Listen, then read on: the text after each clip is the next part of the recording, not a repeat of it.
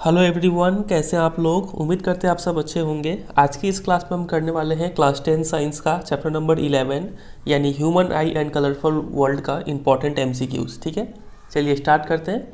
सबसे पहले एक मोटिवेशनल कोट देखते हैं। लिखा है कि बीता हुआ कल जा चुका है, आने वाला कल अभी आया नहीं, हमारे पास बस आज का दिन है, चलो शुरुआत करते हैं। काफ़ी सही बात बोला गया है। ना आप पास्ट के बारे में सोचिए, ना आप फ्यूचर के बारे में सोचिए, सिर्फ आपके पास अभी प्रेजेंट है, इसको अच्छे से यूटिलाइज़ कीजिए। ठीक है, चलिए स्टार्ट करते हैं पहले क्वेश्चन से। प्रोसेस आपको पता ही है, क्वेश्चन दिखते ही आपको वीडियो को पॉज कर देना है और पहले खुद से सॉल्व करना है और फिर इसके बाद मेरे एक्सप्लेनेशन को देख लेना है। ठीक है, ऐसे करते करते आपको पूरा वीडियो देखना है और पूरा वीडियो जरूर देखिएगा, ये आपको पूरा चैप्टर को रिवाइज करने में अच्छे तरीके से काफ़ी हेल्प करेगा। ठीक है, आपको काफ़ी चीज़ सीखने को भी मिलेगा। चलिए इसको सॉल्व करने की कोशिश कीजिए। लिखा है कि which of the following phenomenon contribute significantly to the reddish appearance of the sun at sunrise और sunset. Reddish appearance of sun at sunrise and sunset किस रीजन से होता है? Because of scattering of light. Option number B यहाँ पे हो जाएगा right answer. ठीक है, ब्लू लाइट जो है वो स्कैटर हो जाता है और रेड लाइट हमारे आंखों तक पहुँचता है। Question number 2, the clear sky appears blue because. बताइए, काफ़ी ईजी क्वेश्चन है ये। तो अगर आपने इसका आंसर ऑप्शन नंबर सी दिया है तो आप बिल्कुल राइट है, क्योंकि violet and blue light get scattered more than all other colours by the atmosphere. ठीक है, एटमॉस्फेयर के जो पार्टिकल्स है छोटे छोटे, ये ब्लू या फिर वायलेट लाइट जिनका वेवलेंथ भी छोटा होता है उसको स्कैटर कर देते हैं। ठीक है, इस वजह से हमें ब्लू कलर दिखता है स्काई। चलिए 2 का हो गया सी। क्वेश्चन नंबर 3 पे आते हैं। विच of the following statements is correct. यहाँ पे आप क्वेश्चन एग्जाम में करते वक्त ध्यान से पढ़िएगा, कभी कभी करेक्ट लिखा रहता है, कभी कभी इनकरेक्ट लिखा रहता है। कौन सा करेक्ट है? Regarding the propagation of light of different colours of white light in air. जो लाइट है वाइट लाइट, वो एयर में जब प्रोपागेट करता है, मतलब एयर से जब गुजरता है, तो उसके रिगार्डिंग कौन सा स्टेटमेंट करेक्ट है वो पूछ रहा है। रेड लाइट मूव्स फास्टेस्ट, तो एयर का बात हो रहा है यहाँ पे, तो एयर में सारा ही लाइट का स्पीड सेम होता है। ठीक है, तो कोई फास्टेस्ट स्लोएस्ट नहीं होता यहाँ पे, ये तो इनकरेक्ट है। Blue light moves faster than green light, ये भी इनकरेक्ट है। All the colours of the white light move with the same speed, हाँ ये करेक्ट स्टेटमेंट है। ऑप्शन नंबर सी हो जाएगा राइट। डी भी देख लेते हैं। Yellow light moves with the mean speed, नहीं इतना कॉम्प्लिकेटेड नहीं है, सी होगा यहाँ पे आंसर इसका। चलिए आते हैं 4 पे। Star appear to be twinkling because of. Twinkling of stars किस फेनोमेनन की वजह से होता है? ये होता है रिफ्रैक्शन का वजह से। देखते हैं कौन सा ऑप्शन है, ये रहा option number B, refraction of light by different layers of atmosphere. Easy था। चलिए 5 ट्राई कीजिए। Consider the following statements about dispersion के बारे में है बाई ग्लास प्रिज्म। ठीक है, and choose the correct option from the codes. दोनों में कौन सा सही है वो बताना है। Splitting of light into its component colour is called dispersion. हाँ, इस प्रोसेस को डिस्पर्जन बोलते हैं। और वो जो बैंड ऑफ कलर मिलता है उसको क्या बोलते हैं बताइए? स्पेक्ट्रम बोलते हैं। ठीक है, स्टेटमेंट 1 तो राइट है। 2 देख लेते हैं। Isaac Newton was the first to observe dispersion, ये भी राइट स्टेटमेंट है, तो इसका आंसर हो जाएगा सी, बोथ 1 और 2 करेक्ट है। 5 हो गया। 6 ट्राई कीजिए।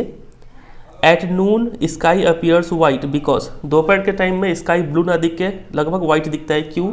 ऐसा इसलिए है क्योंकि उस समय जो डिस्टेंस है सनलाइट का, वो एटमॉस्फेयर से गुजरने का डिस्टेंस वो काफ़ी कम होता है, तो जो ब्लू कलर है वो काफ़ी कम स्कैटर होता है, तो यहाँ पे हो जाएगा लाइट इज स्कैटर्ड लीस्ट। ठीक है, चलिए 7 ट्राई कीजिए। Which of the following are effects of atmospheric refraction. Atmospheric refraction की वजह से क्या क्या होता है? ट्विंकलिंग ऑफ स्टार्स होता है। टिंडल इफेक्ट, ये स्कैटरिंग की वजह से होता है। ठीक है, advance sunrise and delayed sunset, ये भी होता है एटमॉस्फेरिक रिफ्रैक्शन का वजह से। तो 1 और 3 राइट है, चूज द करेक्ट ऑप्शन बोला गया है, तो ऑप्शन नंबर सी हो जाएगा इसका right answer. Question number 8, a prism causes. Prism में क्या क्या चीज़ होता है? डिस्पर्सन, डिस्पर्सन तो होता ही है। Only dispersion, only deviation, both dispersion and deviation. Deviation भी होता है क्योंकि इंसिडेंट रे यहाँ से आता है, डेविएट हो जाता है, इमरजेंट यहाँ से निकलता है, जाना था इस साइड से लेकिन वो निकलता है इस साइड से। ठीक है, तो डिस्पर्सन के साथ साथ डेविएशन भी होता है, तो ऑप्शन नंबर सी हो जाएगा राइट आंसर यहाँ पे। समझे कि नहीं समझे? चलिए 9 ट्राई कीजिए। How many time does a रे of light bend on passing through a prism. एक प्रिज्म से जब लाइट गुजरता है तो कितना बार बेंड होता है? यहाँ से लाइट गया, एक बार बेंड हुआ, फिर यहाँ पे दूसरा बार बेंड हुआ, तो 2 बार बेंड होता है, यानी ट्वाइस हो जाएगा आंसर इसका। Number 10, the coloured band of light obtained by dispersion of light is called. जो कलर बैंड मिलता है विबग्योर का, इस बैंड को क्या बोलते हैं? लाइट को बोलते हैं स्पेक्ट्रम, ठीक है। और इस प्रोसेस ऑफ स्प्लिटिंग को बोलते हैं डिस्पर्सन। चलिए 11 पे आने से पहले एक छोटा सा रिक्वेस्ट है कि अगर आप इस चैनल पे रेगुलर वीडियोस देख रहे हैं या फिर फर्स्ट टाइम भी आए हैं तो चैनल को एक बार जरूर सब्सक्राइब कर लीजिएगा, इससे चैनल को ग्रो करने में हेल्प मिलेगा, ठीक है। और जो बच्चे नए हैं जिनको पता नहीं है उनको बता दें कि इस चैनल पे मैथ, साइंस, SST और इंग्लिश इन चारों ही सब्जेक्ट को काफ़ी डिटेल तरीके से पढ़ा के रखा गया है। आप एक बार प्लेलिस्ट सेक्शन विजिट कीजिए या फिर वीडियो सेक्शन विजिट कीजिए, आपको खुद पता चल जाएगा, ठीक है। चलिए तो सब्सक्राइब जरूर कर लीजिएगा। आते हैं 11 पे। लिखा है कि the bluish colour of water in deep sea is due to. Blue colour होना ही मतलब एक ही रीज़न है कि वहाँ पे स्कैटरिंग हुआ है, तो स्कैटरिंग ऑफ लाइट का वजह से ब्लूइश कलर देखने को मिलता है हमें, ठीक है। 11 का C। आते हैं 12 पे। A prism has is a transparent medium which has dash triangular base and dash rectangular lateral surface. Prism का स्ट्रक्चर के ऊपर क्वेश्चन पूछा गया है, ठीक है। ऐसा कुछ प्रिज्म है तो इसमें बताइए ट्रायंगुलर फेस कितना है? तो एक ये ऊपर वाला और एक यहाँ पे है नीचे वाला, दो ट्रायंगुलर फेस है, यहाँ पर हो जाएगा 2। और रेक्टेंगुलर सरफेस कितना है? तो एक हो गया ये रेक्टेंगुलर सरफेस, एक नीचे वाला रेक्टेंगुलर सरफेस और एक इस साइड वाला रेक्टेंगुलर सरफेस, 3 रेक्टेंगुलर सरफेस है। तो 2 और 3 यानी ऑप्शन नंबर A हो जाएगा यहाँ पे राइट आंसर। चलिए 13 देखते हैं। Dispersion of light by glass prism is shown in the figure. यहाँ पे डिस्पर्सन दिखाया गया है, बहुत अच्छा बात है। Here X and Y indicates dash and dash colour respectively. ये दोनों कौन सा कलर है बताइए? तो विबग्योर यहाँ पे लिख दीजिए सही क्रोनोलॉजी में, VIBGYOR।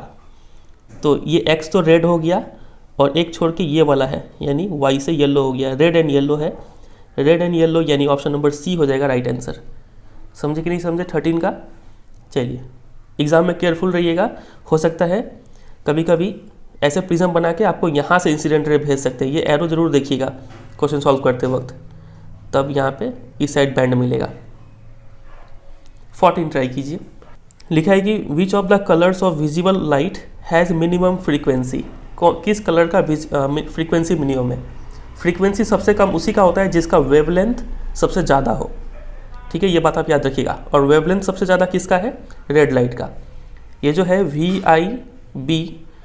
VIBGYOR, इस क्रम में यहाँ पे सबसे ज़्यादा वेवलेंथ होता है और जिससे आप इधर जाएंगे वेवलेंथ डिक्रीज होना स्टार्ट हो जाता है, ये बात आप याद रखेंगे। वायलेट, इंडिगो, ब्लू ये सब लाइट का वेवलेंथ कम होता है, रेड लाइट का वेवलेंथ काफ़ी ज़्यादा होता है, ठीक है। तो फ्रीक्वेंसी का बात करें तो रेड लाइट का फ्रीक्वेंसी काफ़ी कम होगा, यहाँ पे फ्रीक्वेंसी काफ़ी ज़्यादा होगा, समझे कि नहीं, ये बात आप याद रखेंगे। तो 14 का हो जाएगा B। चलिए 15 ट्राई कीजिए। The optical density of our atmosphere dash with altitude.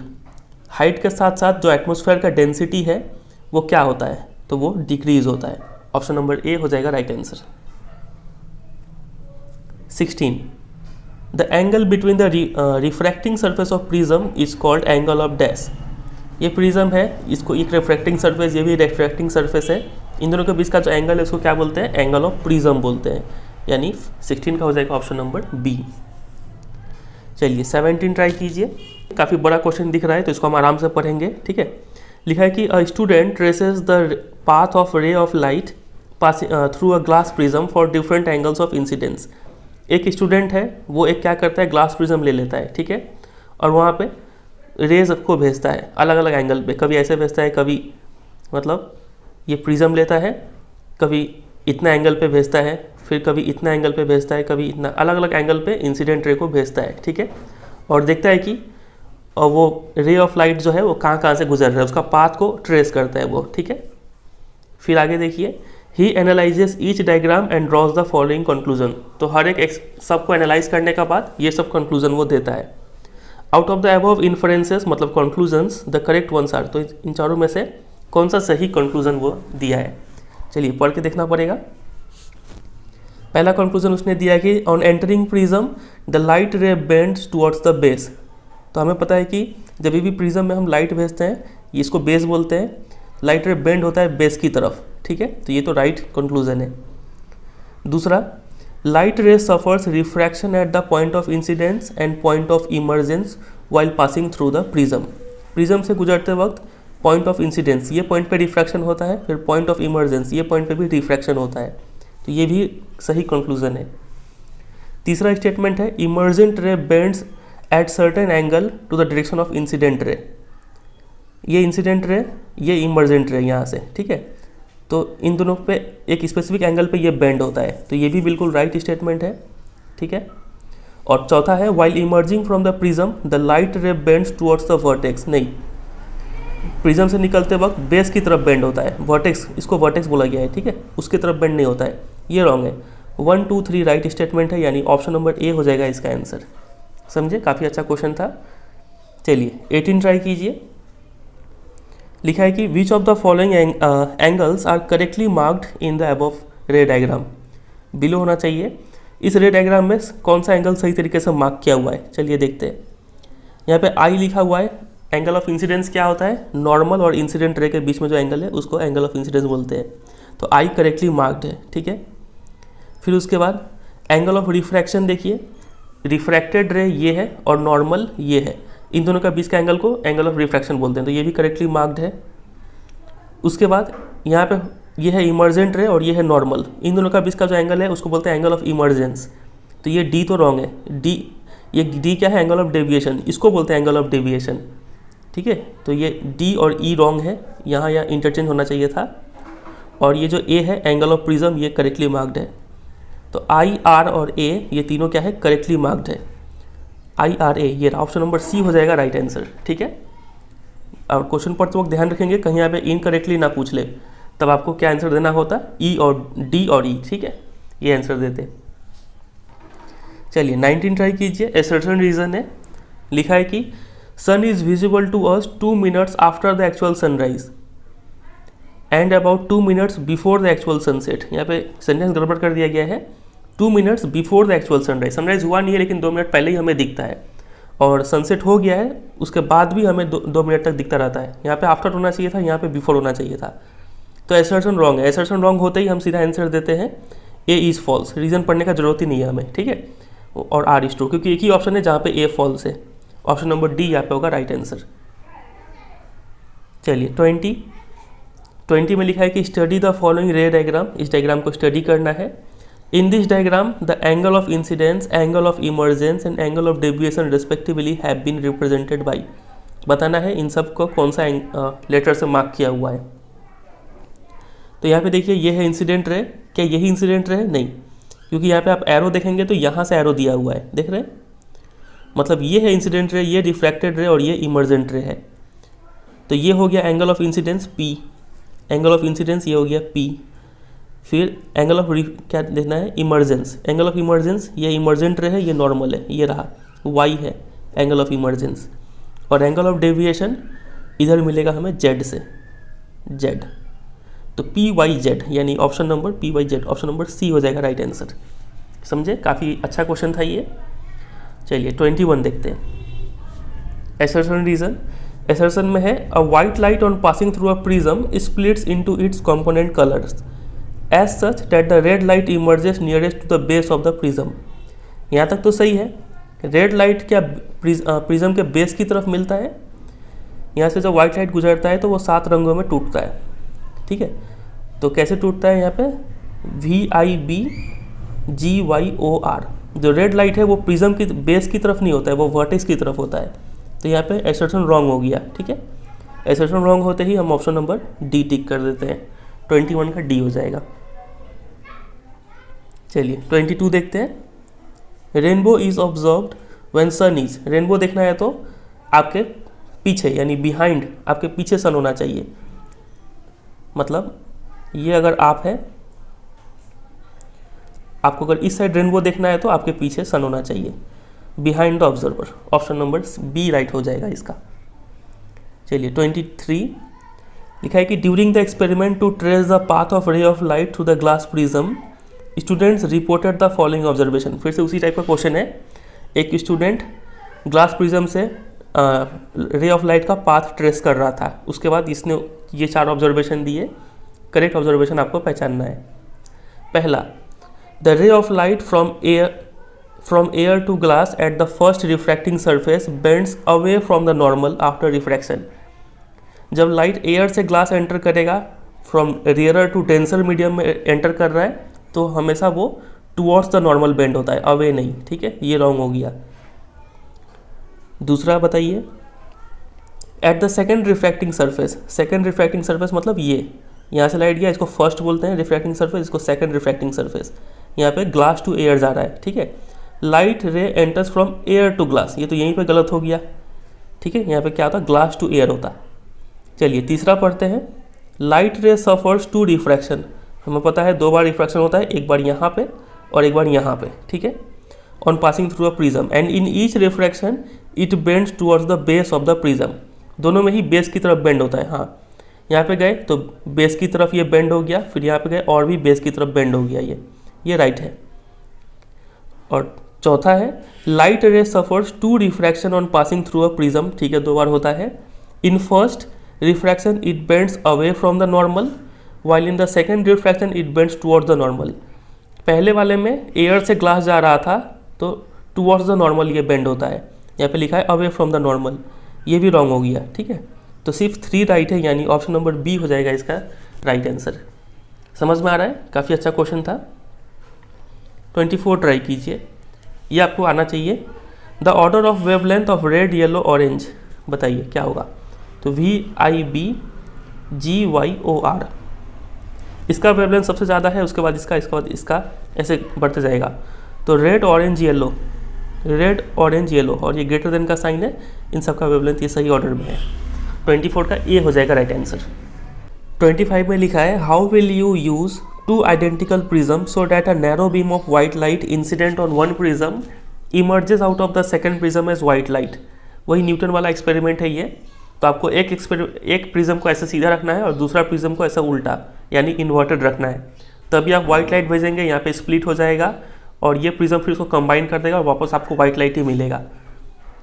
तो one placed inverted with respect to the other, ठीक है, एक दूसरे का उल्टा रखना है, ऑप्शन नंबर ए हो जाएगा राइट। 26 बड़ा सा केस एक्टिविटी बेस्ड क्वेश्चन है ये। लिखा है कि place a strong source S of white light at the focus of a converging lens L1। ये कन्वर्जिंग लेंस है L1, तो यहाँ पे एक आपको इसका फोकस पे एक लाइट का सोर्स रख देना है, ठीक है। फोकस पे ही क्यों रखते हैं, ताकि यहाँ से जब लाइट निकलेगा पैरेलल रेज देगा, ये समझे। उसके बाद allow the light beam to pass through a transparent glass tank T containing clear water. इस वाइट लाइट को एक ग्लास टैंक में जिसमें पानी रखा हुआ है उससे पास करवाइए, ठीक है, इसको T से रिप्रेजेंट किया गया है। उसके बाद allow the beam of light to pass through a circular hole C made in a cardboard. एक कार्डबोर्ड लीजिए, उसमें एक सर्कुलर होल किया हुआ है C, उससे लाइट पास करवाइए, ठीक है। Obtain a sharp image of the circular hole on a screen MN। उसके बाद using a second converging lens L2। यहाँ पे एक और कन्वर्जिंग लेंस लीजिए और उसके बाद यहाँ पे पैरेलल रेज आ रहा है, तो एक यहाँ पे इसको क्या बोला गया है, स्क्रीन पे एक शार्प इमेज ऑब्टेन कराइए, ठीक है। मतलब इस स्क्रीन को भी फोकल लेंथ पे रखा गया होगा, तभी तो यहाँ पे शार्प इमेज आएगा। उसके बाद dissolve about 200 gram of sodium thiosulphate hypo in about 2 litre of clean water taken in the tank. इस पानी में 200 ग्राम सोडियम थायोसल्फाइड ऐड कर दीजिए। Add about 1 to 2 ml of concentrated sulphuric acid to the water. फिर concentrated H2SO4 भी इसमें डाल दीजिए 1 से 2 मिलीलीटर। तो ये NCERT का ही एक्टिविटी है। देखते हैं क्वेश्चन कैसा पूछा गया इसके ऊपर। What is the role of lens L1 and L2। L1 and L2 का काम क्या है। तो L1 का काम तो हम समझ गए, हमें पैरेलल रेज देता है ये, और L2 का काम क्या है, कन्वर्ज कर देता है इसको। पहले पढ़ लेते हैं ऑप्शन किस प्रकार से है। कन्वर्जेस नहीं, L1 रोल ऑफ L1 यहाँ पे है, तो ये provides a parallel beam, provides a parallel beam, B या फिर सी में से कोई एक आंसर होने वाला है, ठीक है। और L2 का काम क्या है, कन्वर्जेस अ पैरेलल बीम, यहाँ पे लिखा है प्रोवाइड्स पैरेलल, ये गलत है, ऑप्शन नंबर बी हो जाएगा राइट, ठीक है। चलिए 27 लिखा है कि when about 200 gram of sodium thiosulphate is dissolve in about 2 litre of clean water taken in the tank and about 1 to 2 ml of concentrated sulphuric acid is added to the water, it is observe that. जब आप ये sodium thiosulphate फिर H2SO4, ये सब चीज़ें जब डालते हैं तो क्या होता है, तो हमें पता है क्या होता है, sulphur particles start precipitating in about 2 to 3 minutes. ये NCERT का ही क्वेश्चन एक्टिविटी का है, वहीं से हमें ये बात पता चलेगा। ठीक है, ऑप्शन नंबर सी हो जाएगा इसका right answer. 28, the observation regarding change in colour of light in the tank about 2 to 3 minutes after adding sulphuric acid to hypo is.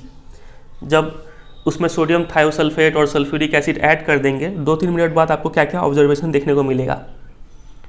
तो हम अगर एक्टिविटी रिकॉल करें तो ये टैंक का जो 3 साइड है, एक साइड ये, फिर इसका पीछे वाला साइड एक, और एक ये साइड, ये 3 साइड में हमें ब्लू कलर देखने को मिलेगा। ठीक है, और ये जो 4th साइड है, यहाँ तो हम अपना सिर डाल के देख नहीं सकते हैं, ये 4th साइड का कलर हमें यहाँ पे देखने को मिलेगा। तो यहाँ पे हमें रेड जो लाइट है वो देखने को मिलेगा। ठीक है, तो एक बार ऑप्शन पढ़ते हैं। Blue light can be seen from the side of the tank facing the circular hole. नहीं, जो सर्कुलर होल की तरफ है वहाँ पे सिर ने अपना नहीं डाल सकते हैं, वहाँ पे हमें स्क्रीन पे रेड दिखेगा, ब्लू लाइन नहीं दिखेगा। ठीक है, 1 तो रॉन्ग हो गया। 2 में लिखा है blue light can be seen from 3 sides of the glass tank. हाँ, ये राइट है।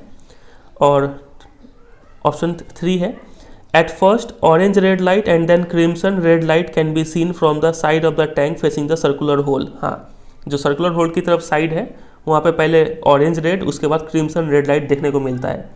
3 भी राइट है।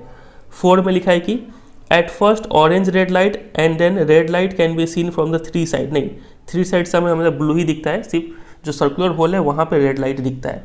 ये सब स्कैटरिंग की वजह से हो रहा है। ठीक है, जो ब्लू लाइट है वो स्कैटर हो जाता है, रेड लाइट स्क्रीन तक पहुँचता है। तो यहाँ पे 2 और 3 राइट है, यानी कौन सा होगा, ऑप्शन नंबर बी हो जाएगा राइट। समझे? चलिए 29, the observation can be explained by the phenomenon of. तो यहाँ पे ये सब हो रहा है because of scattering of light. ठीक है, 29 का हो गया ए। और जिन बच्चों को इस एक्टिविटी के बारे में थोड़ा डिटेल में जानना है तो उनको हम रेकमेंड करेंगे कि इस चैप्टर का लाइन बाय लाइन एक्सप्लेनेशन देख लीजिए। हम इसका लिंक डिस्क्रिप्शन में भी दे देंगे, ऊपर आई बटन में भी दे देंगे। आप वहाँ पे जाके इस पूरे चैप्टर को अच्छे से स्टडी कर सकते हैं। ठीक है, काफ़ी हेल्पफुल होगा आपके लिए। चलिए 30 ट्राई करते हैं। The activity above helps us in understanding. इस एक्टिविटी से हम क्या समझते हैं, इसे समझते हैं reddish appearance of the sun at the sunrise. Option number D होगा राइट आंसर। 31 बताइए। In an experiment to trace the path of a ray of light through a triangular glass prism, a student would observe that the emergent ray क्या होता है, parallel to incident ray नहीं, is along the parallel कब होता है, जब ये glass prism ना होके रेक्टेंगुलर ग्लास स्लैब होता है तब पैरेलल होता है। ठीक है, दूसरा ऑप्शन है is along the same direction of incident ray, same direction में भी नहीं होता है, ये भी रॉन्ग हो गया। Gets deviated and bend towards the thinner part of the prism का थिनर पार्ट ये है, ये थिकर पार्ट है, तो थिकर पार्ट की तरफ बेंड होता है, थिनर पार्ट की तरफ नहीं, ये भी रॉन्ग हो गया। और डी में लिखा है कि gets deviated and bend towards the thicker part, यानी बेस ऑफ द प्रिज्म की बेस की तरफ बेंड होता है ये। ऑप्शन नंबर डी राइट है इसका। ठीक है, चलिए 32 ट्राई कीजिए। When star light enters the earth atmosphere, तब क्या होता है, it bends away from the normal. Star light जो है वो एटमोसफेयर में एंटर करता है, ये रेयर टू डेंसर है, तो जब भी रेयर टू डेंसर में आता है तो टुवर्ड्स द नॉर्मल बेंड होता है, bends towards the normal. Option number B हो जाएगा राइट आंसर। सी में लिखा है कि it first bends towards the normal and then away from the normal. नहीं, ये सब सुनने में अच्छा लगता है लेकिन ये सही नहीं है, सी डी नहीं होगा, ऑप्शन नंबर बी हो जाएगा राइट। ठीक है, 33 एसर्शन रीजन। एसर्शन में है the sky looks dark and black instead of blue in outer space. बिल्कुल राइट है ये, क्योंकि no atmosphere containing air in the outer space to scatter sunlight, scattering नहीं होता है इसीलिए ब्लैक दिखता है। दोनों ही राइट है और करेक्ट एक्सप्लेनेशन भी है, ऑप्शन नंबर ए हो जाएगा राइट। 34 ये भी असर्शन रीजन है, लिखा है कि danger signals are made of red colour. बिल्कुल सही है, क्योंकि velocity of red light is maximum in air so signals are visible in dark. ये गलत है, वेलोसिटी का लेना नहीं है यहाँ पे बात है कि रेड लाइट का वेवलेंथ सबसे ज़्यादा है, इस वजह से वो कम स्कैटर होता है। ठीक है, रीज़न रॉन्ग है, रीज़न रॉन्ग होते ही एक ही ऑप्शन है जिसमें आर फॉल्स है, ऑप्शन नंबर सी हो जाएगा राइट। ठीक है, बस तो यही हो गए टोटल 34 क्वेश्चंस। उम्मीद करते हैं आपको सब समझ में आ गया होगा अच्छे से, काफ़ी इजी क्वेश्चन थे। और जिनको हल्का सा भी डाउट रहा है तो उनको हम रिकमेंड करेंगे कि इस चैप्टर को एक बार देख लीजिएगा, डिस्क्रिप्शन में लिंक देंगे, आप वहाँ पर जाके देख लीजिएगा, ठीक है। और वीडियो को एंड करने से पहले एक छोटा सा होमवर्क आपके लिए, आप स्क्रीन पे क्वेश्चन देख पा रहे हैं, इसका आंसर आपको कमेंट सेक्शन में देना है, ठीक है। और आप इस 34 क्वेश्चन में से कितना क्वेश्चन खुद कर पाए उसका वो भी आप मुझे ज़रूर कमेंट करके बताइएगा, ठीक है। और वीडियो अगर अच्छा लगा है तो एक ज़रूर लाइक कर दीजिएगा, फ्रेंड के साथ भी शेयर कर दीजिएगा, और अगर आप चैनल पर नए हैं तो चैनल को जरूर सब्सक्राइब कर लीजिएगा, ठीक है। चलिए फिर एंड करते हैं, मिलते हैं बहुत जल्द किसी और वीडियो में, तब तक के लिए goodbye and take care.